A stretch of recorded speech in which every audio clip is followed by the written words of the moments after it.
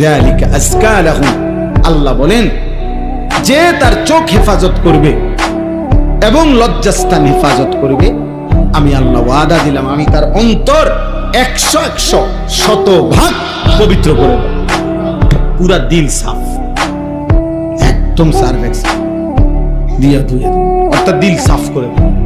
আজকা ইসমে তাফদীল, সর্বোচ্চ পবিত্র। ইন্নাল্লাহা খাবীরুম বিমা ইয়াসনাউন, আল্লাহ তাআলা বলে বান্দা মনে রেখো আমি আল্লাহর সাথে চালাকি করব। তাকাইয়া রইছে এদিকে, বাঁকা চোখে চাইতেছো এদিকে, কেউ জিগাইলে কিও কি না করতে আমি এদিকে, বুঝেন না?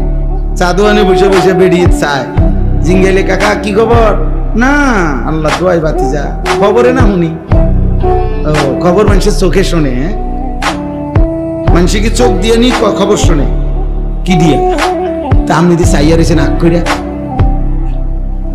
বলেন, আপনার যদি খবরই শোনা দরকার আপনি ঘুরে বইয়েন, বোঝেন নাই? দোকানের এদিকে বইয়েন, দোকানের টেলিভিশন এদিকে, আপনি ওইদিকে বসেন, উল্টা উল্টা বসেন, চেয়ার ঘুরে বসেন, তাহলে তো কানে শুনবেন, বেডি দেখবেন না,